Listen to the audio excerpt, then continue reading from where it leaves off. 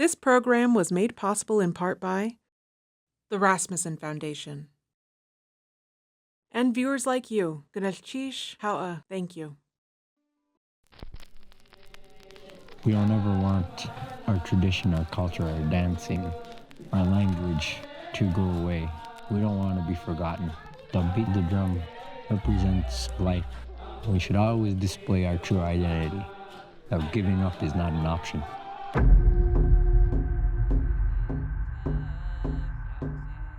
Could do anything under the sun as long as it doesn't violate the law, which is their laws.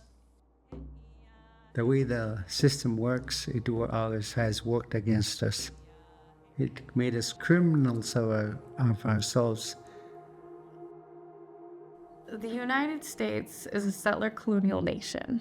They believe that white men have the right, this God-given right, to conquer the land. Let's get better acquainted with Alaska so we can understand why it's so important to us. In the history books, again, it says that Alaska was bought for $7.2 million under the Treaty of Cession, and that's how they speak about it. That's a really good example of not telling the truth. Kozlitzlov, a surveyor for the Russian-American Trading Company, measured the actual lands that they controlled, which was 117,500 square feet, which is basically Russian trading outposts. And that big fortified Bunny Hill in Sitka, Alaska, that's what they bought for $7.2 million. So basically, Alaska Native people were never consented about this, and Native Hawaiian history, they vehemently opposed U.S. imperialism and U.S. occupation. We have layered forms of colonial governments now imposed upon Alaska Native people. And then we also have the state seizing more Native lands during this time as well. So we have Alaska Native people losing their lands with statehood. What you had seen play out in other parts of the United States where tribes were being relocated so that their resources could be taken, and they were getting, reservations in return for that. One of the big concerns was you're going to get nothing for your land if you don't negotiate for something. Back and forth between what do we want? We want money, we want access to some of our lands, we want to be able to govern ourselves in some type of way, and we want to revitalize our culture. The premise is very interesting because it's the opposite of the way that other races have been treated historically. Blood quantum was created first for Black Americans with the one-drop rule. And the one-drop rule states that if you have any drop, you're considered Black, thereby somehow justify enslavement. And this served settler colonial nations because more Black people meant more bodies and more capital to till the land. Now, the opposite was applied to Native American people. A Native person would be designated as full, for example, and then if they intermarried, then their children would be half, and then if there was more intermarriage, then you would have fractional amounts. That was never a concept that we ever had across all Indigenous society. We also had adoption ceremonies and stuff that don't care about blood relation. Still today, federal programs have a cutoff of 1/4 blood quantum, for example. Their goal with blood quantum was to create less Native people, because less Native people meant more access to the land for them. This is a form of erasing indigeneity by a settler government, but it is also cultural genocide. Politically motivated to make us feel that we don't exist anymore.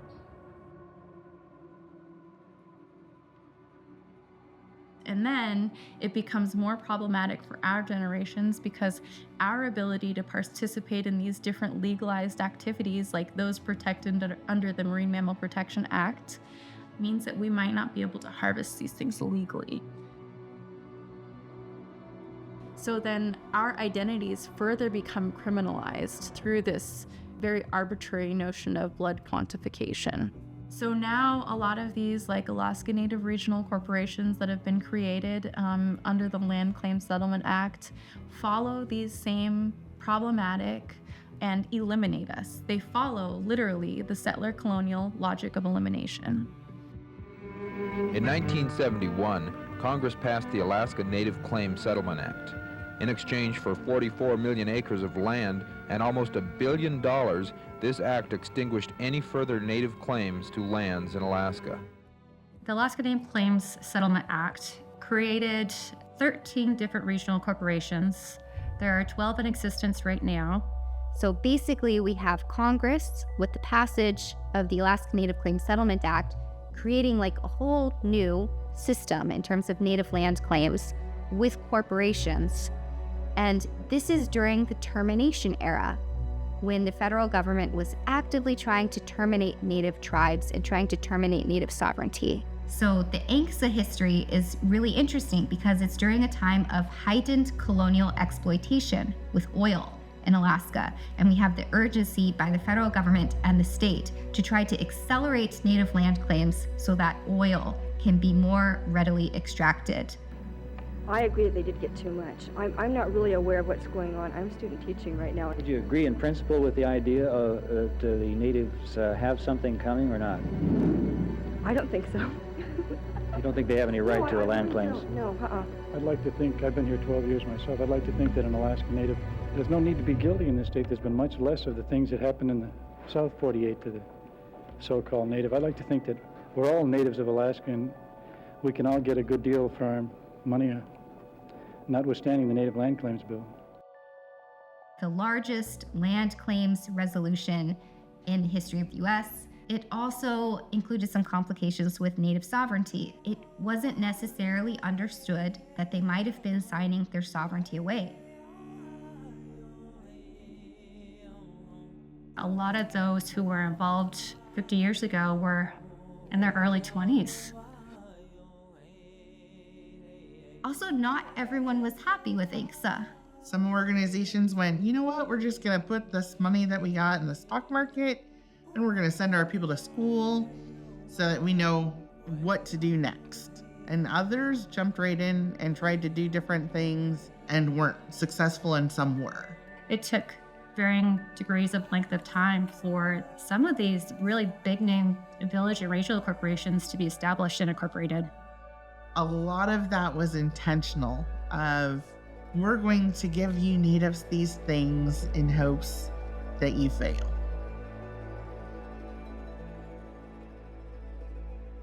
The Alaska Native Sisterhood is absolutely essential, and an activism with equality.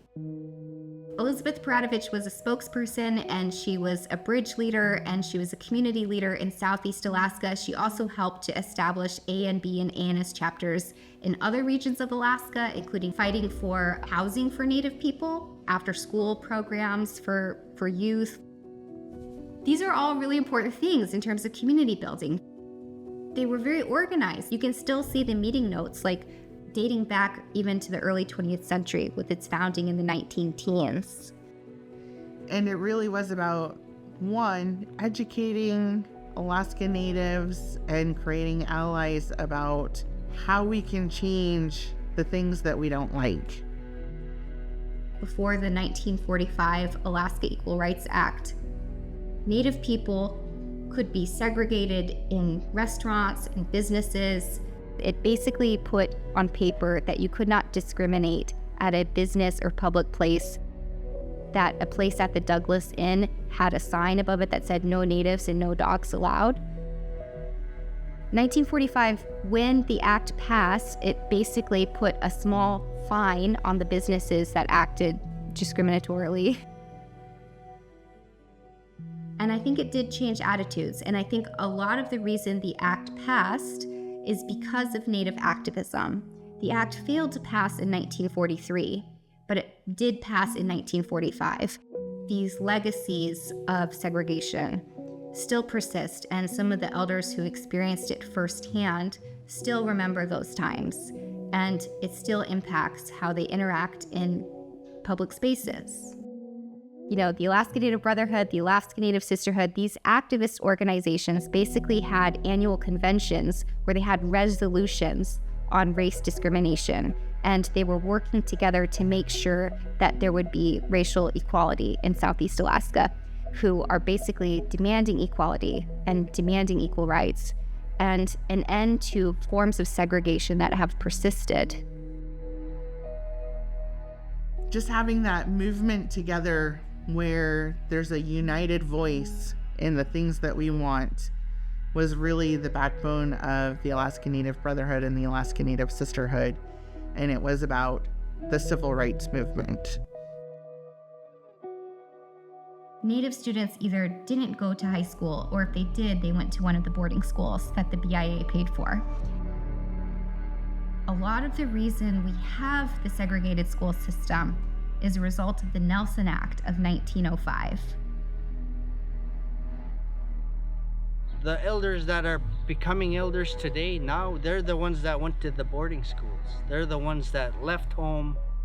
They weren't taught by their elders. That changed the whole culture when they had to be sent to the boarding schools. When you go to Saxman, you'll get a picture of the City Hall. It was the very first building resurrected in Saxman, directed by Sheldon Jackson. It was the very first Presbyterian church, very first school. I can tell my own perspective of the siblings that went to boarding schools. I didn't. I was lucky. As a little kid, I used to see my oldest brother, so happy to see him, but then he'd be gone. In my mind, I'd be like, where did he go? I can imagine somebody coming into my home, taking my 5-year-old, my 2-year-old, having them go through what they went through. Sexual abuse, the trauma of just being ripped away.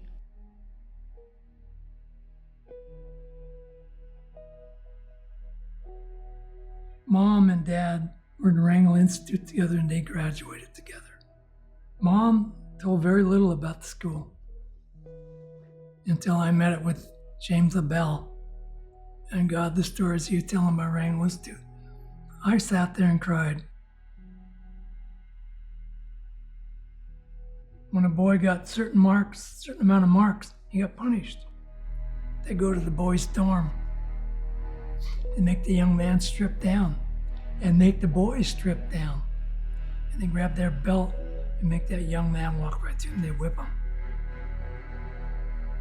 And what that told me is everybody got punished. Everybody got punished. I was actually ashamed to be Yupik because the system taught me to be ashamed of myself.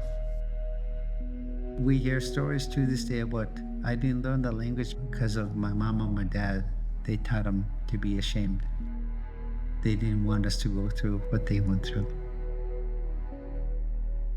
She never taught any of us. And we know why. I know why now. I know why. Not she was afraid. She was afraid if kids learned it, they get punished. An elder from Unalakleet talking about a teacher who used to whack the children's hands with a ruler for speaking their Inupiat language, or have them stand in the corner of the room with their arms extended holding books. There's something pretty dark about trying to manipulate children's minds out of their culture.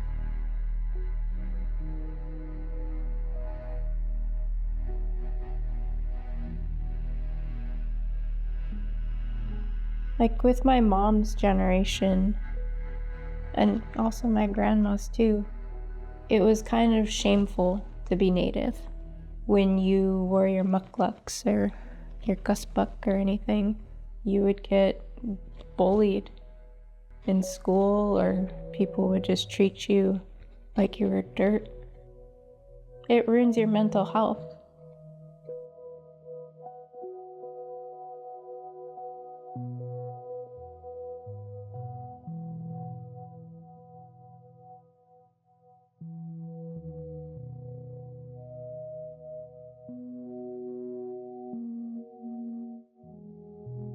One of my elders came to one of my Chamaga classes, and he went to Wrangell Institute.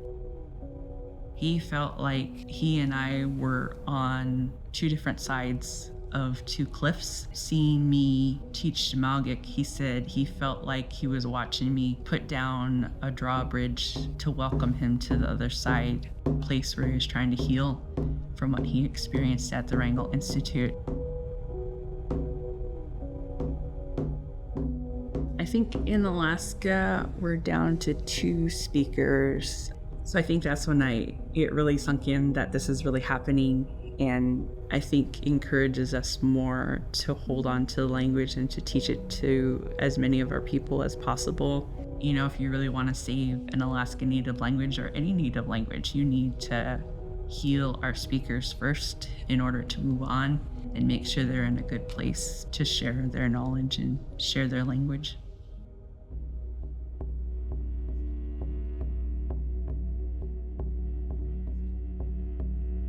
Missing and Murdered Indigenous Women, a national awareness and an international awareness. So it spans from Canada and the United States and Alaska. Missing and Murdered Indigenous Women can be incredibly personal. So many of us have a family member or a cousin's cousin who went missing, and they're gone forever. Missing and Murdered Indigenous Women has touched my life personally. One of my aunts, my dad's sister, she was trying to leave an abusive relationship. She was trying to leave. People heard her screaming for help. Nobody came. She was strangled, beaten, and the gentleman that had murdered her dumped her over the Sitka Bridge. A couple of fishermen found her. They ruled it as a suicide, but I feel like if it's a suicide, there wouldn't be a broken arm, there wouldn't be broken ribs, there wouldn't be a lesion or lesions on her neck, and multiple people had called.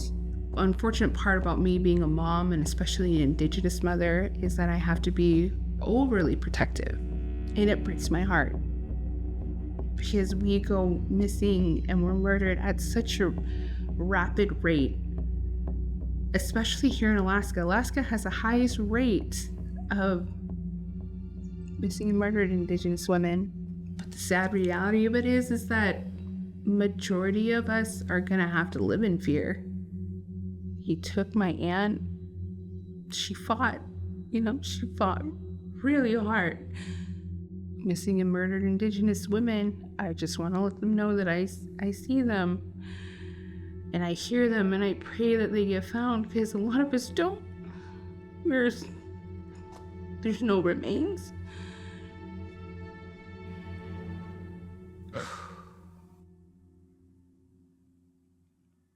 I feel like as an Indigenous person, we have yet to receive an apology, like an actual apology.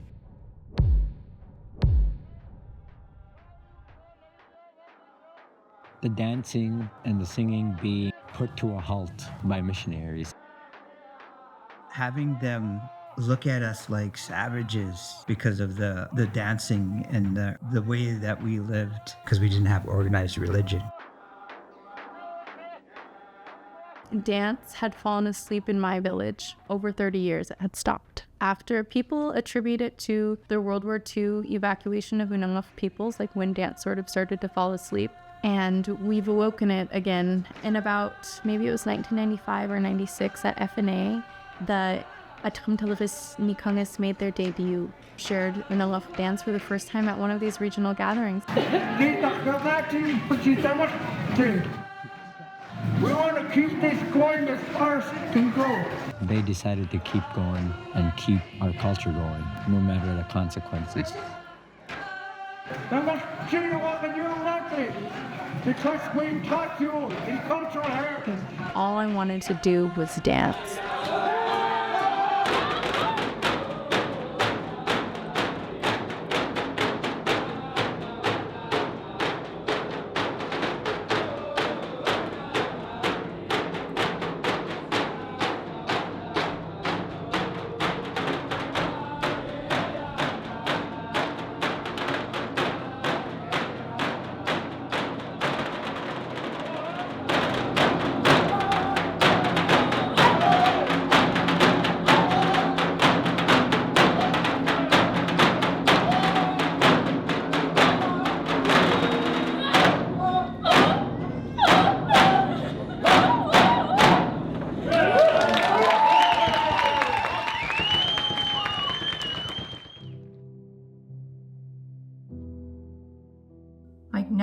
I'm really happy to see that this younger generation, that they're reclaiming Native beauty.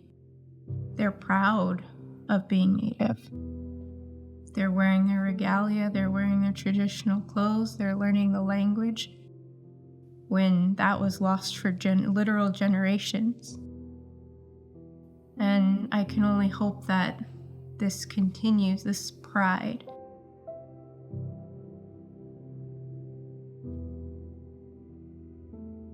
But the mental health and trauma and the shame that everybody's been through all ties in. It's all interrelated.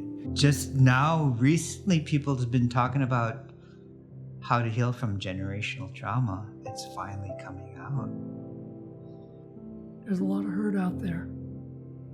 And you know, we gotta open it up and let people see it. Let the children see it. Because it creates anger if they're not dealing with it. And that's what we're seeing now.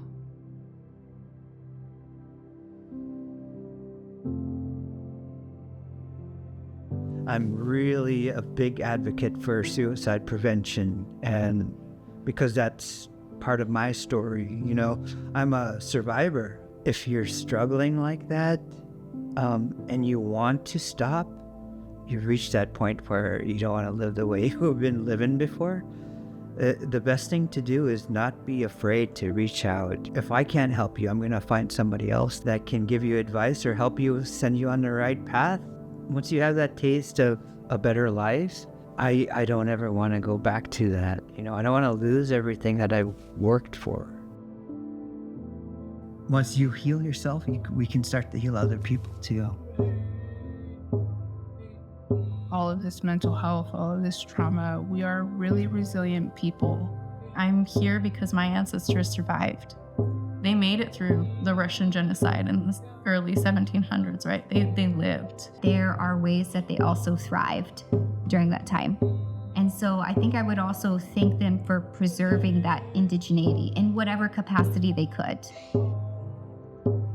Thank you for willing to pass the knowledge down generation to generation. Thank you for not giving up. And thank you for striving to keep it moving. Because if they didn't push back and they just folded, we wouldn't be here. Life is going to be stressful and people are going to try and kick you down. But that's where your resilience comes in and you keep it pushing. To continue to be who you are and to claim who you are as an Indigenous person, and to know that that comes with responsibilities and rights. So you have the right to your land and your water and to steward those. And with that right comes the responsibility of stewardship. We can add more to what we have of our ancestry and keep moving forward.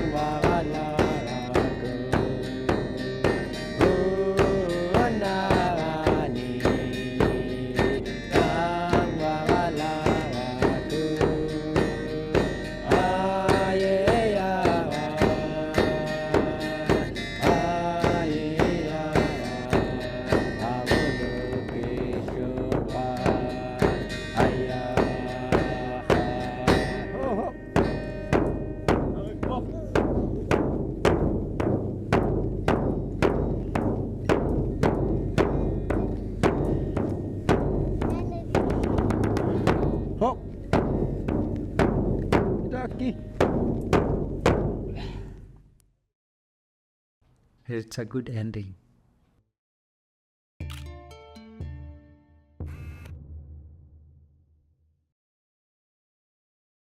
This program was made possible in part by the Rasmussen Foundation and viewers like you. Thank you.